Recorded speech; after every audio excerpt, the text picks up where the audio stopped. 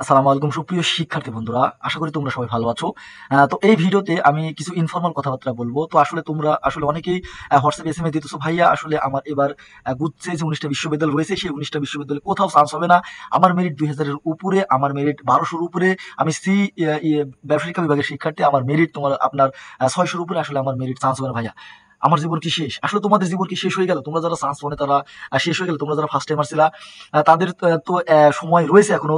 তোমরা second time দিয়ে আরো ভালো কিছু করতে পারো। এবং তোমরা যারা সেকেন্ড টাইমার ছিলা তারা কি তাদের জীবন কি আসলে শেষ? তোমরা চান্স পাওনিতে কি হয়েছে দেখো।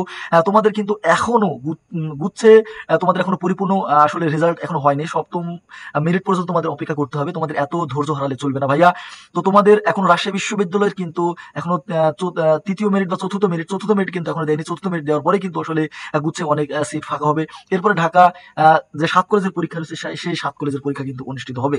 তো এই এতগুলো সুযোগ তোমার সামনে এখনো রয়েছে। তো এই এতগুলো সুযোগ থাকার পরে কিন্তু তোমরা আপসেট যে আসলে আমি আসলে বিশ্ববিদ্যালয়ে চান্স পেলাম না। আসলে বিশ্ববিদ্যালয়ে চান্স পাওয়া জীবনের সবকিছু না। বিশ্ববিদ্যালয়ে চান্স পেয়েও কিন্তু অনেক শিক্ষার্থী তারা ভালো করতে পারে না। তারা হচ্ছে অনেক শিক্ষার্থী জীবন নষ্ট হয়ে যায়। তুমি একটি সার্ভে করে দেখো বাংলাদেশে প্রতি বছর কতজন শিক্ষার্থী আসলে বিশ্ববিদ্যালয়ে ঢোকে এবং কতজন শিক্ষার্থী আসলে বাংলাদেশে ভালো ভালো চাকরি পায়। আসলে ভাইয়া তোমার স্কিল থাকলে তুমি সব জায়গায় থেকে তুমি তোমাকে নিজেকে প্রমাণ করতে পারবা।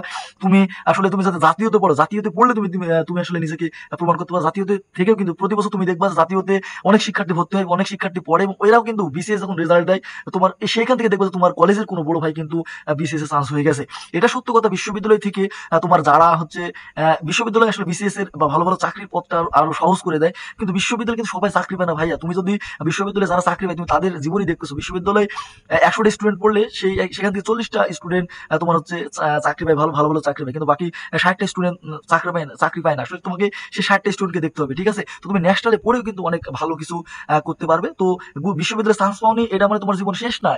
তোমাদের এখন টানতেছে না তোমার তৃতীয় মেরিটে সর্বোচ্চ কম সংখ্যক টানবে শিক্ষার্থী। কারণ তোমার এখনো রাজশাহী বিশ্ববিদ্যালয়ে চতুর্থ বা পঞ্চম মেরিট এখনো দেয়নি। অনেক শিক্ষার্থী কিন্তু আসলে দ্বিধাদ্বন্দ্বে রয়েছে যে আমি আসলে গুচ্ছতে পড়বে না ন্যাশনালে পড়বো না আসলে ঢাকা 7 কলেজে পড়বো। তো এই জন্য অনেক শিক্ষার্থী কিন্তু তোমার এখনো গুচ্ছের আশায় রয়েছে। তো যখন চতুর্থ পঞ্চম মেরিট চলে যাবে মানে চান্সটা কিন্তু অনেক বেড়ে যাবে তোমার চান্স পাওয়ার, ঠিক আছে? এবং অনেক শিক্ষার্থী রয়েছে তোমাদের মধ্যে যারা এখান থেকে গুচ্ছের সি ক্যাটাগরির যে বিশ্ববিদ্যালয়গুলো রয়েছে সেই সি ক্যাটাগরির বিশ্ববিদ্যালয়ে কিন্তু অনেকে তোমার হচ্ছে যে ফোকলোর বা অনেকের নিম্নমানের যে সাবজেক্ট রয়েছে সোশ্যাল ওয়েলফেয়ার বা যে সাবজেক্টগুলো রয়েছে সেই সাবজেক্টগুলো পাবে যখন 7 কলেজের পরীক্ষা হবে এবং সেখানে বাংলা, ইংলিশ বা পাবলিক অ্যাডমিনিস্ট্রেশনের মতো যে ডিমান্ডেবল সাবজেক্টগুলো পাবে বা বিজ্ঞান বিভাগের শিক্ষার্থীদের জন্য ফিজিক্স, কেমিস্ট্রি, বায়োলজি এই সাবজেক্টগুলো পাবে তারা কিন্তু অটোমেটিক গুচ্ছ তোমার হচ্ছে ছেড়ে কিন্তু চলে যাবে। তখন কিন্তু তোমরা গণবিজ্ঞপ্তি হলেও একটি ভালো সাবজেক্ট পাবা। তো ভাইয়া আসলে তোমাদের এই কথাগুলো বলার একটাই উদ্দেশ্য যে তোমরা যারা সেকেন্ড টাইম আসছিলা তো সেকেন্ড টাইমের তোমাদের জন্য কিন্তু 7 কলেজ রয়েছে। সেই 7 কলেজে কিন্তু তোমরা ভালো করে এক্সাম দিয়ে অনেক ভালো একটি সাবজেক্ট পেতে পারো।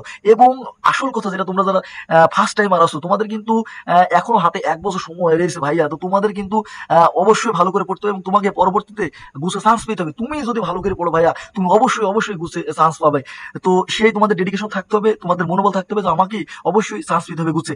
তোমাদের একটি ভালো মানে তোমাদের একটি কথা মাথায় রাখতে হবে, আসলে দুঃখের সময় কিন্তু কেউ পাশে থাকে না, সুখের সময় কিন্তু সবাই পাশে থাকে। এখন কিন্তু তোমার পাশে কেউ নেই। এখন তোমার মা বাবা তোমাকে বলতেছে যে এত কষ্ট করে পড়ালাম তুমি আসলে চান্স পাওনি, তুমি সেকেন্ড টাইম দিয়ে দেখো। তুমি যখন একটা বড় বিশ্ববিদ্যালয় তুমি যখন ফার্স্টে চান্স পাবা, তুমি যখন খুলনা বিশ্ববিদ্যালয়ে চান্স পাবা বা তুমি যখন রাজশাহী বিশ্ববিদ্যালয়ের মতো একটা ভালো জায়গায় চান্স পাবা, সকলেই কিন্তু তোমাকে এসে আসলে কনগ্রাচুলেশন জানাবে, শুভকামনা জানাবে, ঠিক আছে? এখন কিন্তু তোমাকে কেউ জানাবে না। তো এই জেদটা তুমি তোমার নিজের মধ্যে ধারণ করো যে আসলে পরবর্তীতে আমি যখন চান্স পাবো সবাই যেন আমাকে শুভকামনা জানাতে আসে। সেই জেদটা তোমার নিজের মধ্যে রাখো, তোমাকে দেই হবে। তো তোমরা যারা ফার্স্ট টাইম আসছিলা অবশ্যই তোমরা শুরু করে দাও সেকেন্ড টাইমের প্রস্তুতি। তো তোমাদের যাদের মেরিট একটু দূরে রয়েছে 300 উপরে রয়েছে তারা কিন্তু অবশ্যই সেকেন্ড টাইমের পড়া এখন থেকে শুরু করে দাও, তোমাকে দিয়ে কিন্তু ভাইয়া হবে।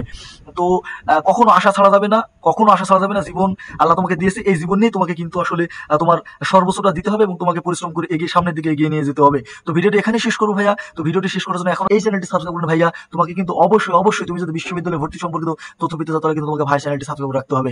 ধন্যবাদ সবাইকে। আসসালামু আলাইকুম।